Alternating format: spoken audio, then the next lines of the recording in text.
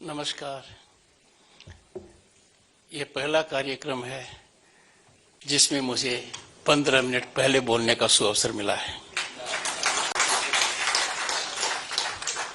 इसका मतलब है time can be monetised here. माननीय अध्यक्ष रमन सिंह जी दिल्ली आए थे, मेरे से चर्चा की, मुझे आमंत्रण दिया। थोड़ा बदलाव करना था समय में, टेलीफोन पर कर सकते थे, फिर भी उन्होंने मुझे आकर कहा। उनसे मेरी बात हुई, स्वास्थ्य कारणों से वो नहीं आ पाए। मैं आभारी हूं कि उनका पूरा परिवार मेरे से आज संपर्क कर चुका है। उनके पुत्र पूर्व सांसद एयरपोर्ट पर थे, उनकी धर्मपत्नी, उनकी पुत्रवधू राजभवन में आई।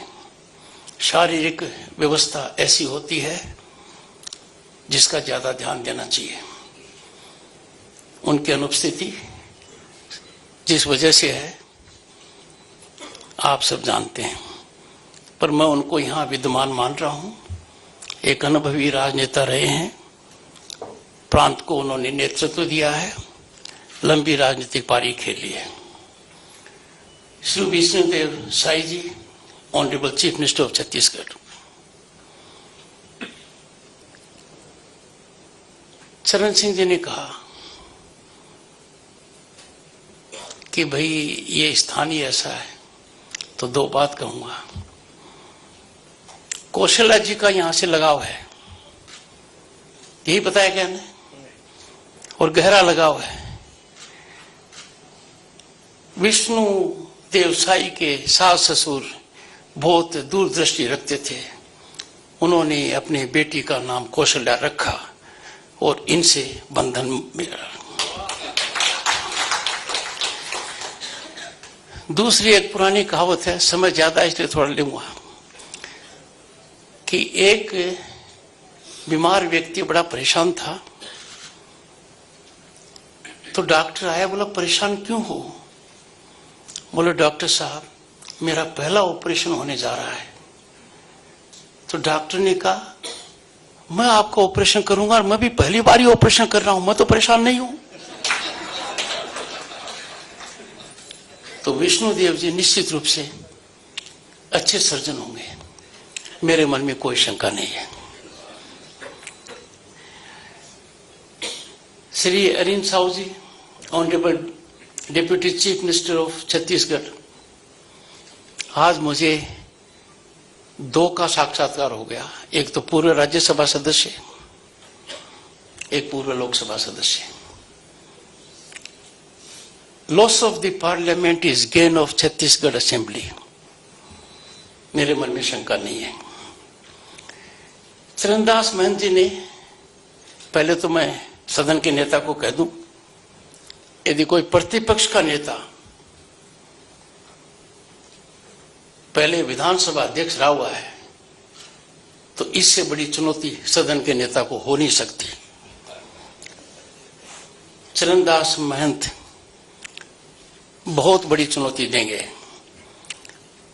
पर मैं मानकर चलता हूं कि मेरी बातों पर भी गौर करेंगे।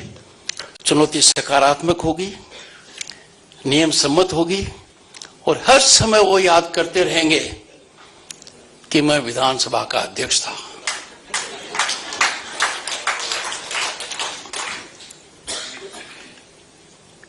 कौन राइट है कौन लेफ्ट है आपने प्रश्न किया, और कौन लेफ्ट राइट करा रहा है ये मैं आप पर सोचता हूं। ये भी आज के काल में होता रहता है। जब मैं राज्यसभा का सभापति बना, by virtue of being president, vice president of the country, तो खड़गे जी से, जो सदन के नेता हैं, बहुत लंबा उनका राजनीतिक अनुभव है। शायद बहुत कम ऐसे लोग देश में हैं जो एक पार्टी के अध्यक्ष भी हैं, राज्यसभा में प्रतिपक्ष के नेता भी हैं। तो उन्होंने कहा कि आप बार बार राइट में क्यों देखते हो, उधर तो सरकार बैठती है। आप भी जानते हैं, अध्यक्ष रहे हुए हैं। तो मैंने कहा कि मेरा दिल तो लेफ्ट में है। तो उन्होंने कहा मोहब्बत हमसे, शादी उनसे। तो मैंने कहा आज डॉक्टर चरणदास महंत से राइट का रिश्ता करें, लेफ्ट के चक्कर में क्यों पड़े। और मैं कामना करता हूं कि डॉक्टर चरणदास महंत राइट करें या लेफ्ट करें, पर सरकार को राइट और लेफ्ट न करें, पूरा सहयोग दें।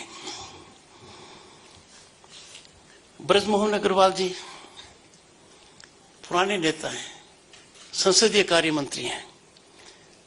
जब 1989 में लोकसभा का सदस्य बना, केंद्र में मंत्री बना, तो मेरा मंत्रालय था पार्लियामेंट्री अफेयर्स।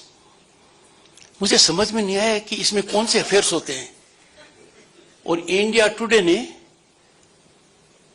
एक कोट दिया जिसमें मैंने कहा, even my post graduate wife can not figure out what is meant by parliamentary affairs. Now she is a doctorate, so I hope she can figure out. तो हमारा नाता इस वजह से है।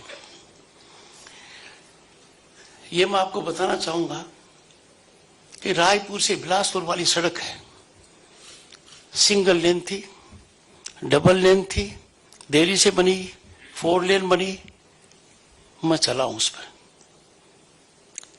छत्तीसगढ़ उच्च न्यायालय में शायद मैं 100 दफा से ज्यादा वकील की हैसियत से आया हूं।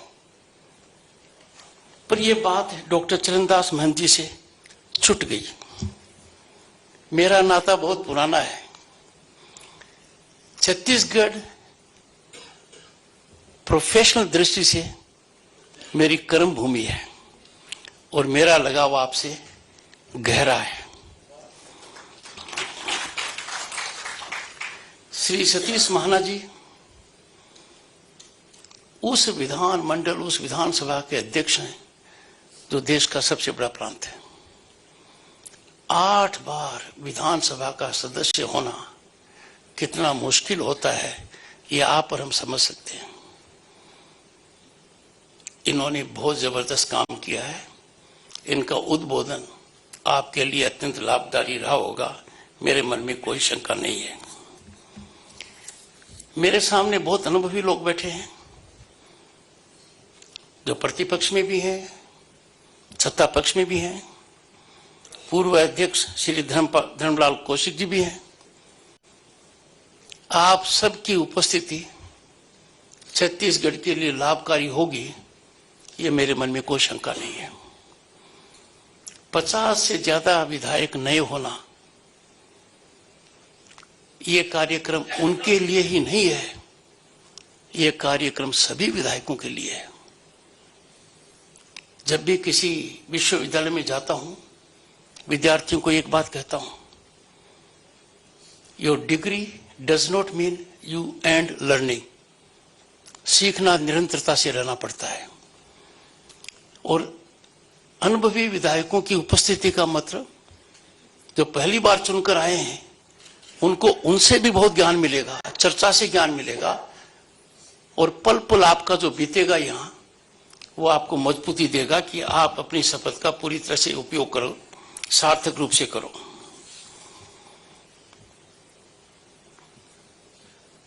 भारत के संविधान को जानना सबसे ज्यादा जरूरी है, क्योंकि हमारी हर कार्य नीति के अंदर भारत के संविधान को ही हम सबसे पहले देखते हैं। तो संविधान सभा की जो पहली बैठक है वो 9 दिसंबर 1946 को हुई, और इसकी जो अडॉप्शन हुआ वो 26 नवंबर 1949 को हुआ। कितने सदस्य बने, कैसे निर्वाचित हुए? उनका निर्वाचन आपकी तरह नहीं था। आपका निर्वाचन सीधा है, उनका इनडायरेक्ट था।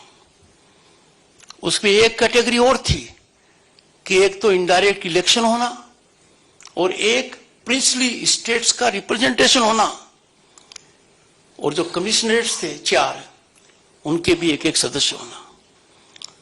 फिर अचानक देश का बंटवारा हो गया तो कुछ स्थान खाली हो गए।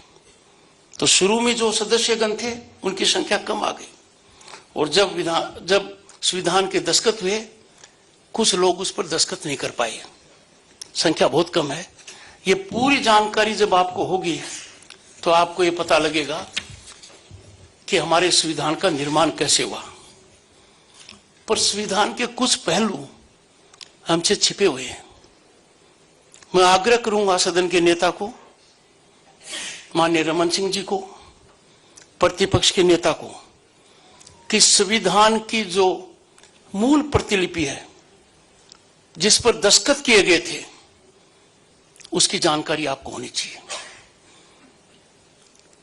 ये अच्छी बात नहीं है कि देश में जो संविधान की पुस्तिका लोगों को उपलब्ध है उसमें से एक महत्वपूर्ण अंक गायब है।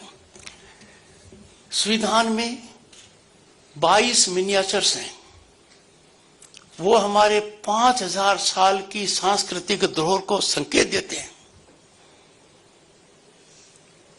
22 चित्र हैं।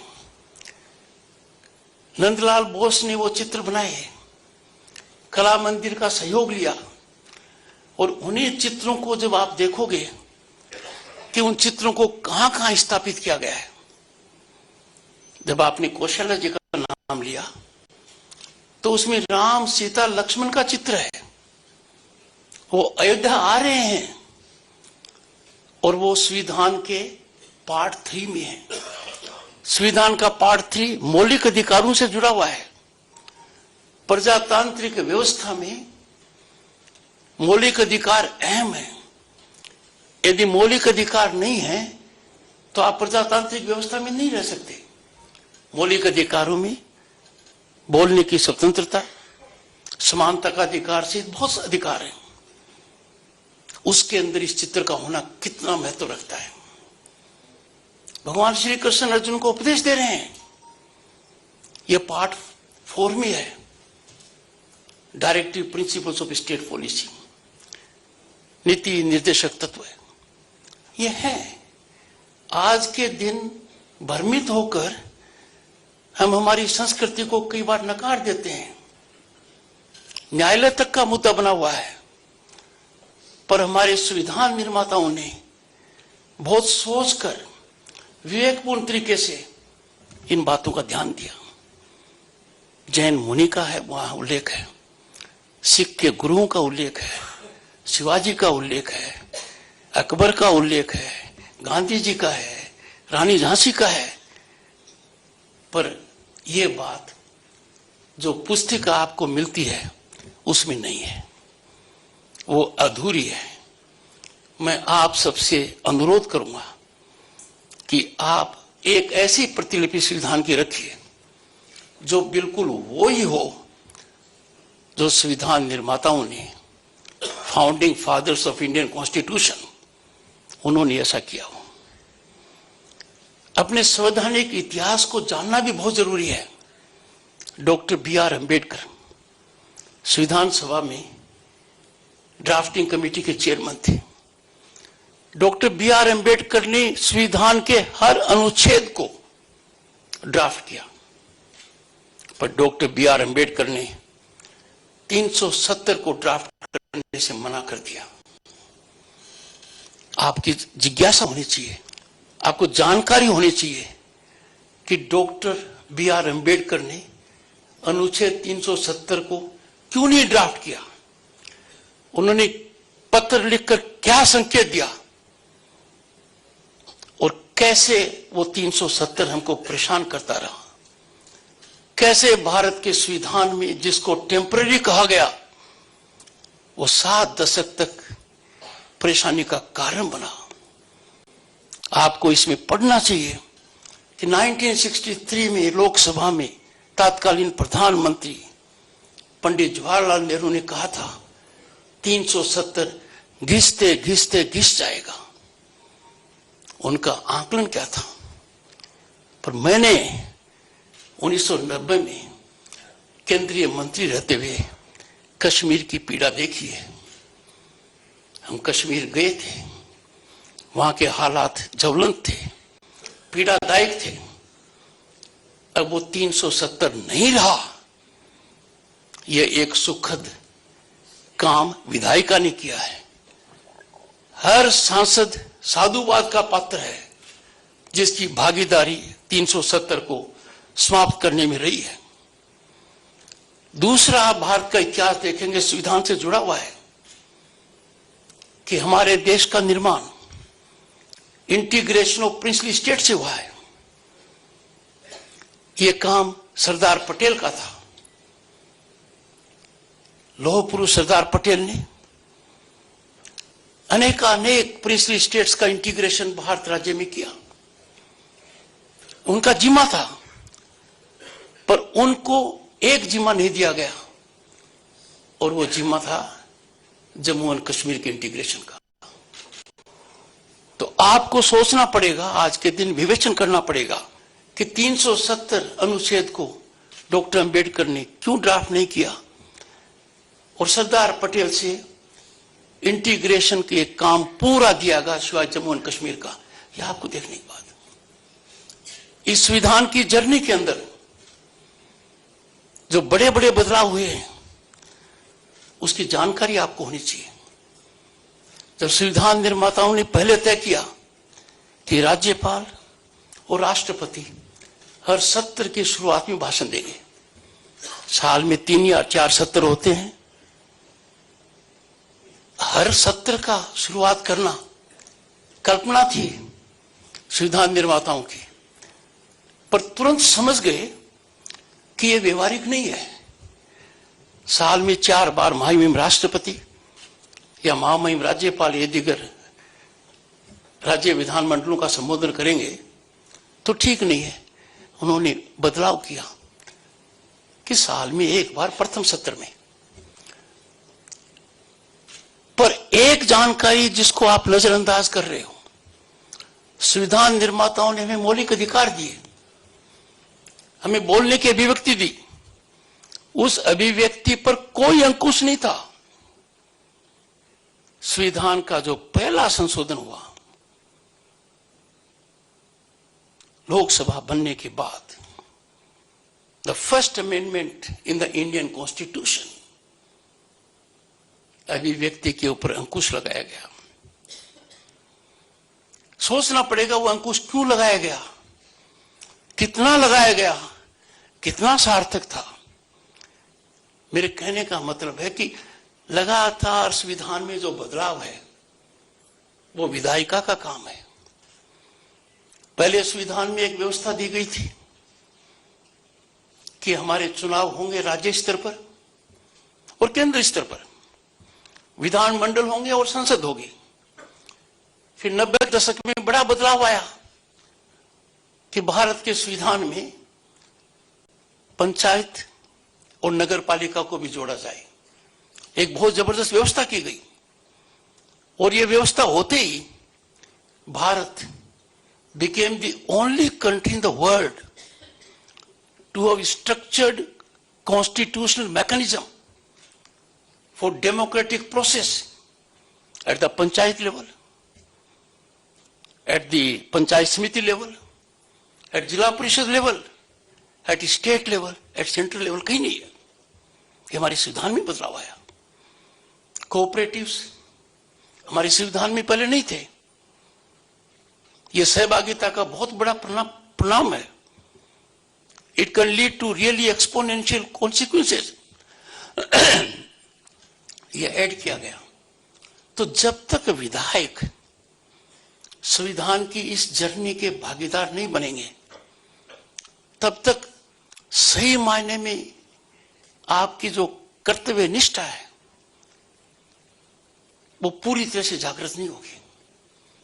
आपको देखना पड़ेगा कि बदलाव भारत के संविधान में नहीं, दुनिया के हर संविधान में है। इतनी तकनीकी आ गई है कि आवश्यक है। यह हमें सोचना चाहिए। भारत के संविधान ने सांसदों को और विधायकगण को बहुत बड़ा अधिकार दिया है, अभिव्यक्ति का अधिकार।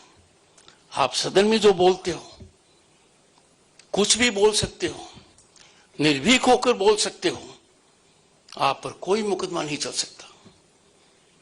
140 करोड़ की जनता में कुछ लोगों को यह अधिकार है कि वो किसी व्यक्ति के बारे में, किसी संस्था के बारे में, किसी समाज के बारे में विधानमंडल और लोकसभा और राज्यसभा में कुछ भी बोलेंगे।